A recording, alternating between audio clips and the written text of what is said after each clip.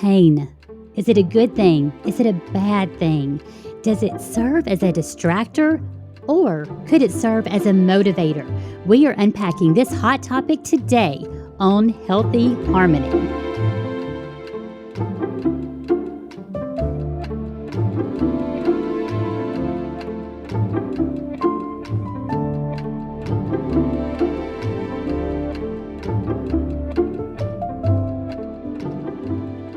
Welcome to Healthy Harmony, where we help you clarify and discuss health tactics to harmonize your life.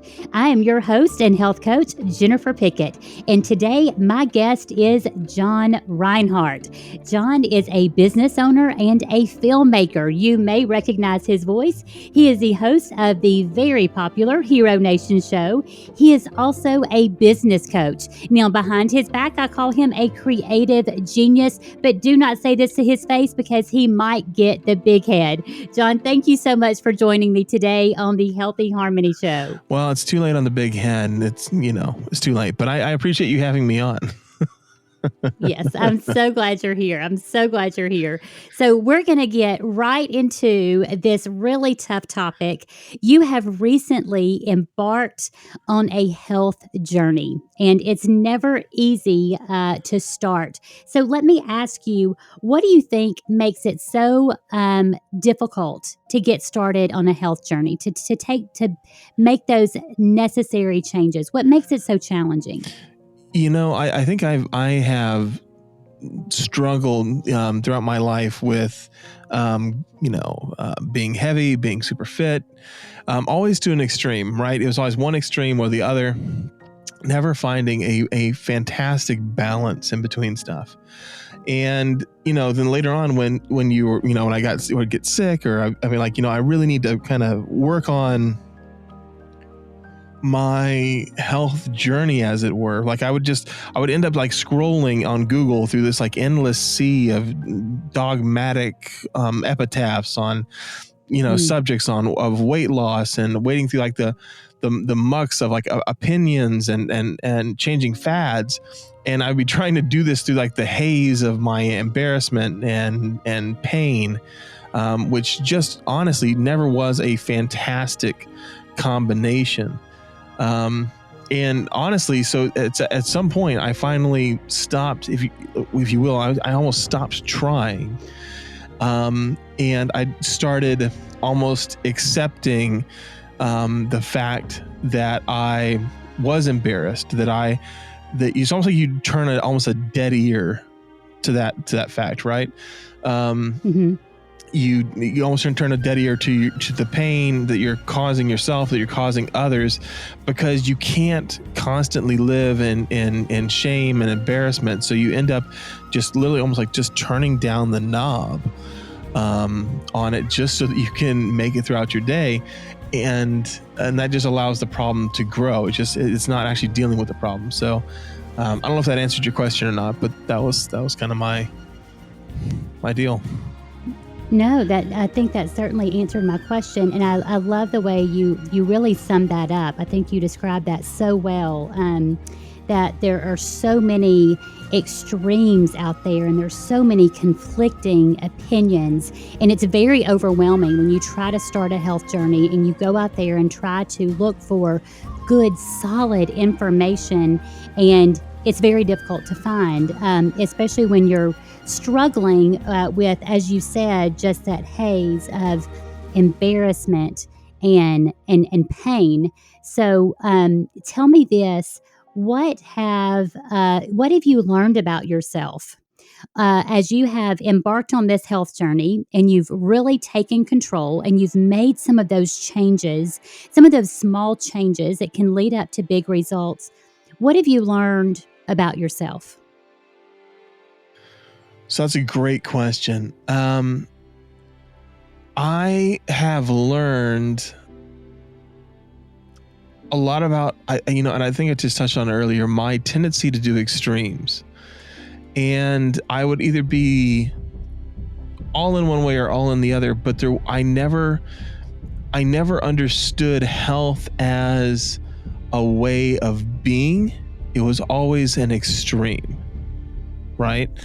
But that's the way I almost like, so I saw eating, right? Was either like you never ate and you were famished, or you feasted, right?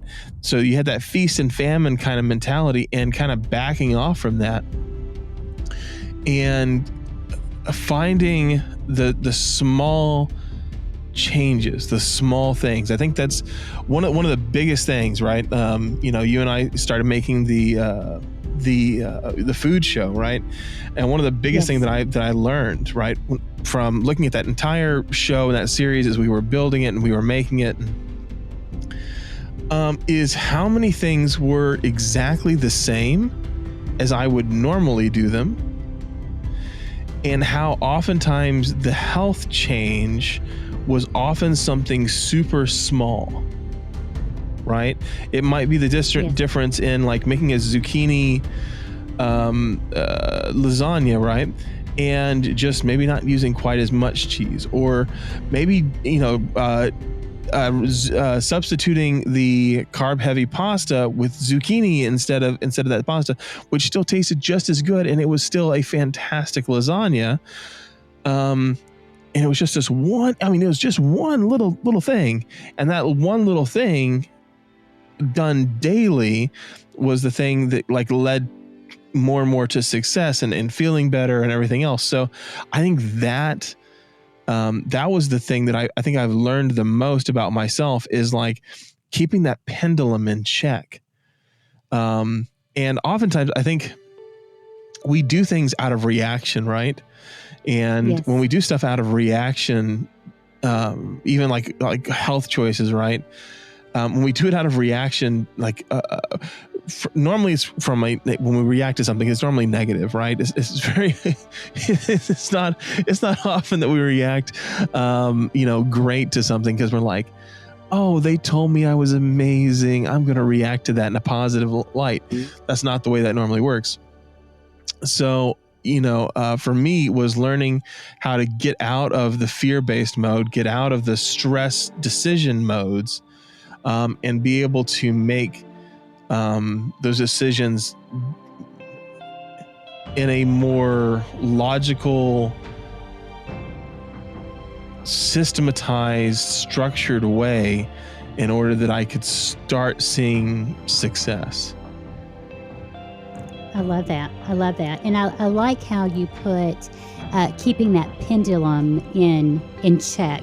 I've certainly seen this over my coaching journey with my clients. I've seen this over the course of the 23 years I've been in this arena now, is this all or nothing approach, like what you call that extreme approach. Well, if I can't go all in, if I can't go fully to the extreme, well, I just don't know that I can do this. I'm not going to do anything.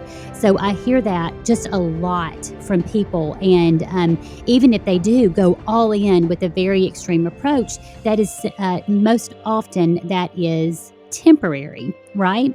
And so you and I have discussed a great deal about the impact of some of these very small and simple changes. I like to call those things small and sticky, meaning they're so small, they're so little, they almost seem insignificant, but sticky, really implicating that they're so simple that they're easy to stick with.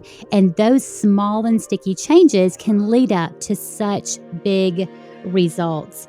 So I just love how you put that, and how you came at this from a source of being extreme, and how you've learned that it's not the extreme, but it is more kind of keeping that pendulum in check. Is that correct? Yes, that's correct. John, I love your experience and what you've realized about yourself, and not taking that extreme approach, but more of that kind of moderate approach, and keeping everything in check, and seeing how those very small and simple changes can lead up to big results. So why do you think it is so difficult? We talk about the information aspect and how overwhelming that is. Outside of that, why do you think it is so difficult to get healthy? What are the obstacles that are standing in our way to get healthy? So I don't know that I can speak to everyone's reasons why. I'm sure they vary, person to person a little bit. For my own, I there is an overwhelm piece there, right? Like we live in insanely stressful world, and you've kind of had a gaze into kind of the film world with me a little bit, and I'm sure you can tell everyone It's crazy. It's nuts. I had no idea until I started working with you, that this insight that you've given me into filming and what all goes into that, and the stress that is related to that. So, yes, I have certainly gotten a glimpse into your world and the stress that goes with that. So for me, there was so much of that stress, right? That food for me was, and this still is it sometimes, if we're being super honest, right? It can be the one thing, right, where I'm like, oh, thank God I get to look forward to a triple cheeseburger with cheese and mayo at the end of today. Thank you, God. I need that. Yes. Right. So, there was this level of like food was a comfort to me, right? There's a reason why we call comfort food. Mm-hmm. And it was a way of, in some ways, decreasing my stress level.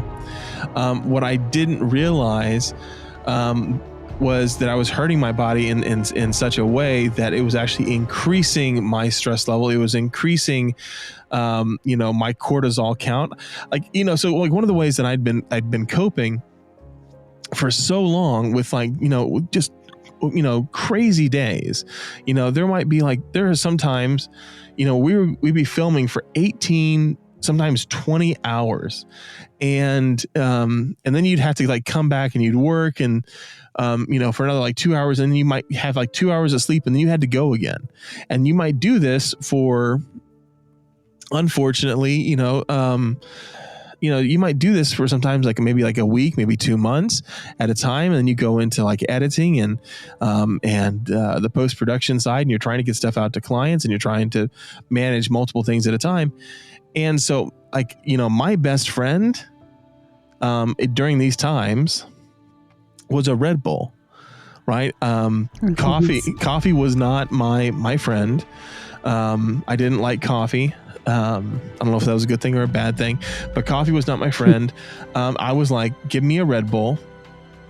And so I would go on these stints, right, where I'd maybe drink, 2 20-ounce Red Bulls a day, sometimes maybe 3. On a really, really bad day, it was 3. And you drink them in like a 24-hour period, and just to keep yourself going, because it's one thing to do one day, it's another to do 7 days, 10 days, 20 days of that kind of stuff. And then if you add years to that, it makes it even harder. So what I didn't realize, right, was that I was inhaling so much caffeine that I was basically increasing my cortisol levels, and basically adding, increasing basically that stress hormone, and adding to this inner tube around my stomach, which then made it harder to move. It made me more stressed out because things, it was harder for me to work. It was harder for me to do all this stuff. But at that time, it was, I'm not going to worry about the food I'm going to eat. I'm not going to worry about any of this stuff. I just needed something emotional, something internally kind of filled, because I wasn't taking care of myself. Food was a substitution for an unhealthy lifestyle, right? And it was Do you just, feel like it was a way to numb the pain? Yes, absolutely. Right. You're putting yourself through you're putting yourself through hell, on a daily basis, and you need something to help you, and I didn't have marijuana, and I wasn't using cocaine. So it was food. Well, first of all, John, one of the things that I appreciate about you the most is just your extreme honesty and your vulnerability. And I think this is going to speak to a lot of people because we do have extremely busy, stressful lives. And we often turn to something to numb the pain. We turn to something to help us cope with the stress, to make us feel better.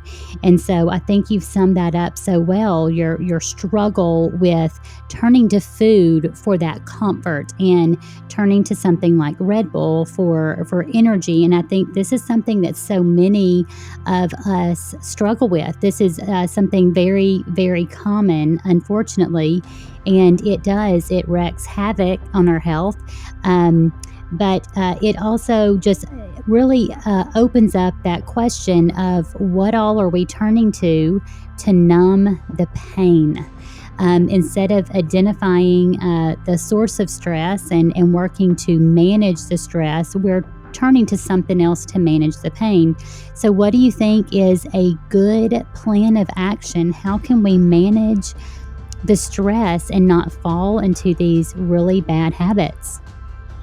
I think learning how to de-stress is hugely important, right? So taking the time to find something that takes the stress away, that allows you to calm down, slow down, and find those moments of tranquility, peace, so that you're not tempted to go running to another addiction, right? Mm-hmm. I think that the Bible talked about, like, if you cast out one demon and you don't fill up the house with something, that the demon comes back with 5 of his friends. Yeah, I don't think God was just talking about demons at the moment. I think he was also talking about, like, hey, like, what's up? It's also about, like, food, and it's about, like, any type of addiction. That's what always happens, right? We talk about, like, people that try to lose weight. They lose weight, and then they, if they using a diet system, they, come back and they gain like 12 pounds back on top of the weight that they already had. Yes, I think it's very commonly. Right. I think there's something really to that, in that I need something to replace the habits that I've developed, right? So, like, the summer, the big thing for me, trying to learn how to de-stress, to find something that would allow me to cope, because my summer was, as you know, fairly stressful. Very much so. Yes. not so much on a professional level, but on a personal level, it was not good. And so trying to do that, like, my spot was the place we were staying had a beautiful pool, and I would go into that pool every day at about 4:30, and I'd be like, I am not coming out of this pool until probably about 8 o'clock at night. That's probably when I'm gonna finally come out. And that's what I would do, right? I needed a spot where I wasn't in front of technology, where I wasn't in front of my computer, where people couldn't reach me, where I could just talk to my wife, or I could do exercising, and pool running and stuff like that, and where it was a spot where I could let go. And a lot of time, and that's not an easy place to find, right? It's really not. It's really not. And that's why I was so proud of you for finding that space where you could let go and you could disconnect from the craziness, the technology, like you said, and truly have that kind of quiet space to allow yourself to relax and unwind. Well, and I think a lot of us, like, had that at some point, right? You have these things that de-stress your life, right? And then these maybe it's a hobby, it's something that you enjoyed, something that you really, really liked, and then later on, right, things change, right? Maybe you got a new job, right? Maybe you started your own business. Maybe you're going through a super stressful time. Maybe you had a kid. And you're all of a sudden like, oh, dear God, the baby won't sleep. There's all these things that start kind of piling up a little bit. And you have to be able to step back and find out like what adds enjoyment, what adds a de-stressing effect on my life. And if you don't know what that is, it can be really, really difficult, right? Because different levels of stress require different levels of de-stressing. Right. I agree. Yes. When I was first starting off, like in film and starting business stuff, and I mean, we were just brand new, like I could sit down and my de-stress was like, I could play a video game for about 30 minutes and I'd be like, yep, I've cooled down. I feel really good. That doesn't work anymore.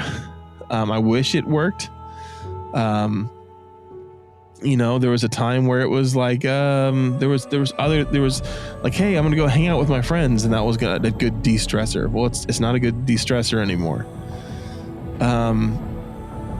You have to modify, right? You have There's to modify, something else that you took up this summer that I thought was very interesting. It really played into one of your biggest strengths. I did make a joke at the beginning about you being a creative genius, but it's very, very clear that is clearly one of your God-given gifts, and that's creativity.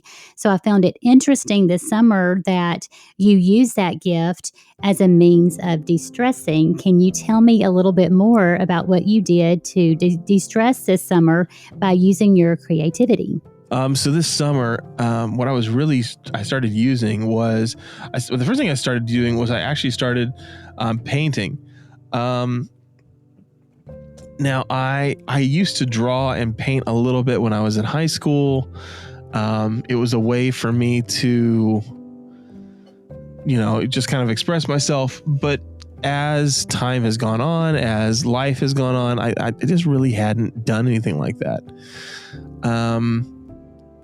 And then the summer, kind of all hell broke loose, and with my health, and I was just trying to process that, and I needed stuff that was going to de-stress me, but I still had to work. And so when I'd be on like phone calls that were very, very stressful, and they really were very hard to deal with, I started painting as a way of being on these phone calls and getting that stress out, to being able to express it, leave it somewhere, and walk off. And that was really, really helpful for me. Like I said, I'm not an artist by any means, form, or fashion. But again, it was just being able to put that stress somewhere, express it in some way, and then be able to leave it. In this case, in a painting. I love that.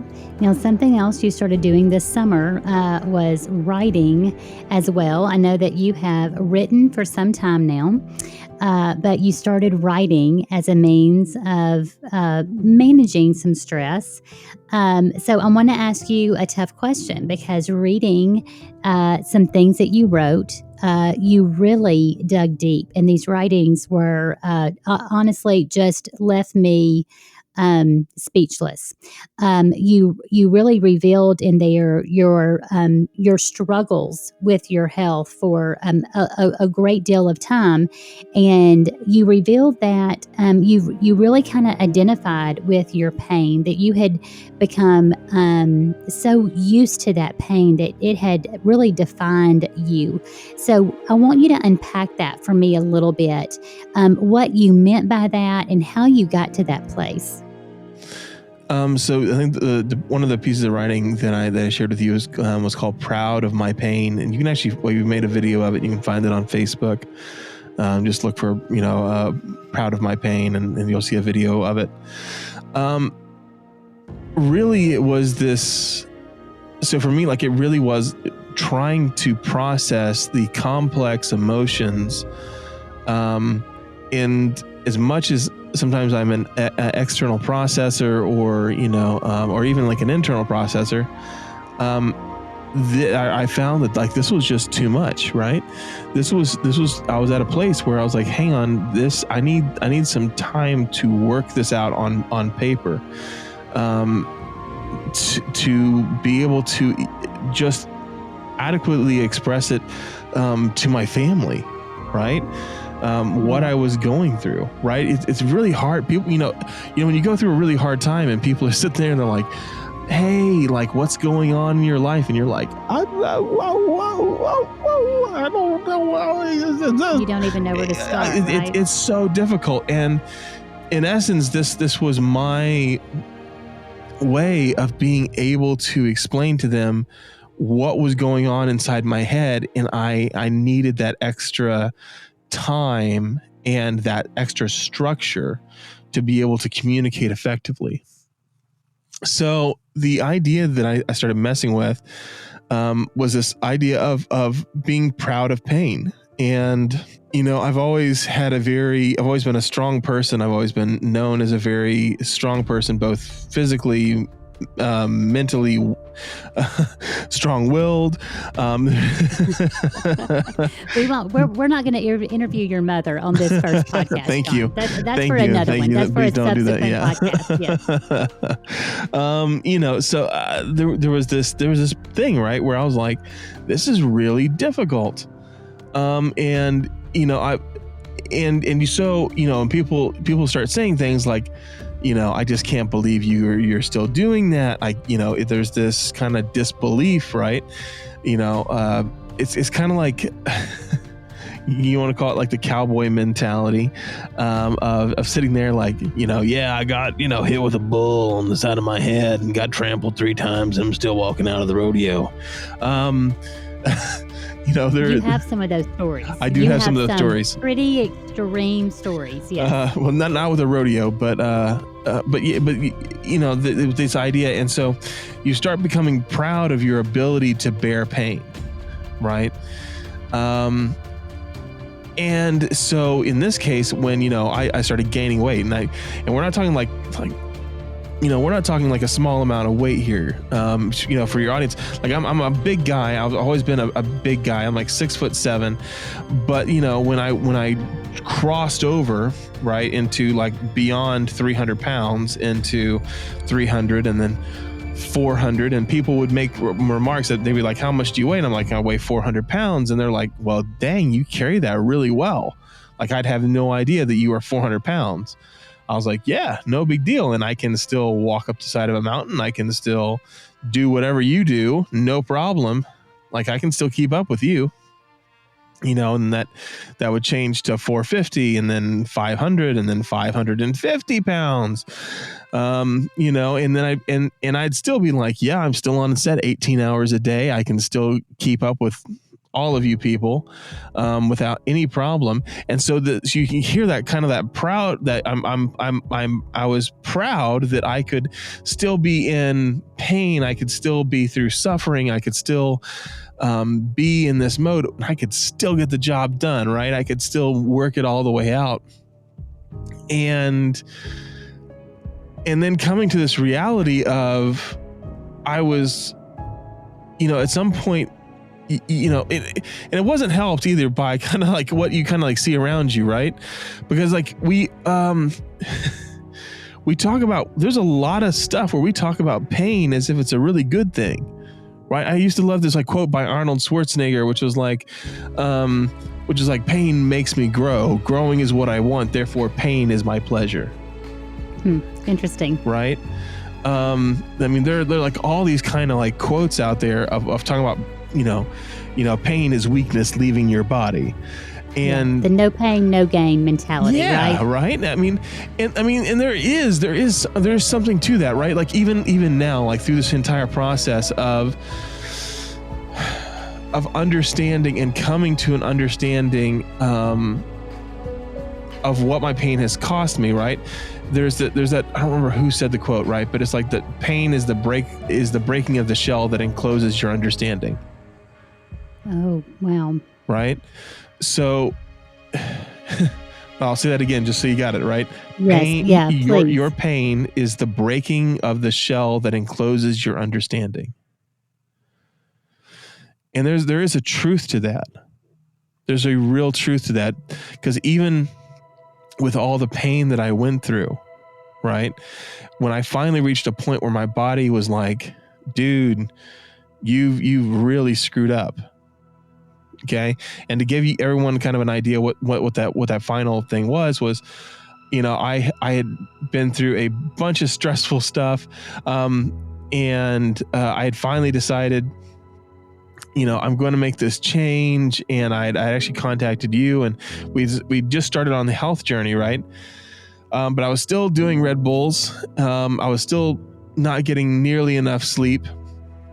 And so there had been a day, when like throughout the week I'd been, sleeping, sometimes, some days I would sleep like 8 hours, and other days I wouldn't have slept maybe like 2 hours. And then there was like basically a day where it'd been almost like 36 hours I'd been up. And in a 24-hour time period, I consumed 80 ounces of Red Bull. Oh. And then inside that time period as well, and I didn't even think about this, right? I had like 2 beers inside that time period. Again, I didn't think about mixing that much caffeine and taurine and all kind of stuff with. And so what I end up waking up at like 4 o'clock in the morning, and my brain is going crazy. My heart's going crazy. I can't breathe. I'm panicking. I am in big trouble. I'm getting crazy dizzy and all this kind of stuff. And I'm like, oh my God. And I have pain going up and down my left arm. And I'm like, oh my God, I think I'm having a heart attack. I'm about to die. I'm like, so I wake up my wife and I'm like, get me to the hospital now. Thankfully, we were only like 5 minutes from the emergency room. Going to the emergency room, they're like, well, they checked out my heart. We start this whole process, and they're like, your heart's fine, but it looks like you're doped up on stuff. And I'm like, I'm not taking any drugs. Well, they're like, well, your Red Bull, we're technically, because you mixed alcohol and Red Bull together, we're calling that a drug. You just drugged yourself. Did you find it interesting that they told you that combination is classified as a drug? That combination of the energy drink and the alcohol, they classified that almost like a drug effect. Yeah, I thought that was really, it shocked me, right? Yeah. And I knew better, right? To be really honest, like I knew better than to ever mix alcohol and Red Bull together. Right. I remember that there was a scare back in California when I lived there, where there was an energy drink and they were like, hey, it's telling your body 2 different signals. Again, I was in the middle of sleep deprivation. It's what that was. So you've got the perfect storm of sleep deprivation, the upper of the energy drink and the downer of the alcohol. And it's a disaster, right? And that's what you saw. Exactly. And it really did. It came after me in a really big way. And it was the huge wake up call on my part, just on a stress level of like, oh my God, I'm going into a cardiologist, and I'm 31 years old, and I'm about to, we're about to go through a really big and trying time. And that was so for this whole process, I was like, I need to get this crap out. I need to be able to express it. I need a way of processing it. Near-death experiences aren't just when you actually almost died. They're when you think you almost died. Oh, wow. Yeah. All right. Or when you think that you could die. There was a time Heidi and I, my wife and I, we were in Hawaii, and again, you can probably find this online. We did a video like right afterwards, where we were in Hawaii, and there was a missile scare. My phone went off with the alert and said, "Hey, there's a ballistic missile going your way. Seek shelter immediately." And what I didn't know at the time was that they had been doing alerts and drills on the island to make sure for like a launch from North Korea. So if North Korea had launched a missile, everyone was like, oh yeah, we go to these shelters, we do all this kind of stuff. And so in this moment, I am all of a sudden like, oh my God, we're all about to die from a missile attack. And it really shook me up, like it should. Yes. Yeah. For 45 minutes, we were waiting for a nuclear bomb to go off and either wipe us all off the planet, or we were going to have to survive some type of nuclear wasteland while trying to get rescued and hopefully not die from nuclear poisoning. I remember calling my dad and being like, hey, just tell everyone I love them. Like, I'm so sorry I don't get to see you again. That sucked. And even though it turned out to be a fake scare, everybody on that island had to deal with the physical and mental, emotional repercussions of having to go through a time in a spot where they felt like it was as real to them as anything else, that they were all going to die. And so when you look at like something like this, and again, you might be like, it's a false scare, right? You didn't actually have a heart attack. No, but I ended up in the ER thinking I was. Yes. Right? And I spent several weeks not knowing if I had, right? Yeah. Waiting for cardiology and all this kind of stuff. Yes. And trying to investigate what prompted that and what happened with your body and if there was any long-term damage, etc. Very, very scary experience. So, I needed some place to place that extra stress.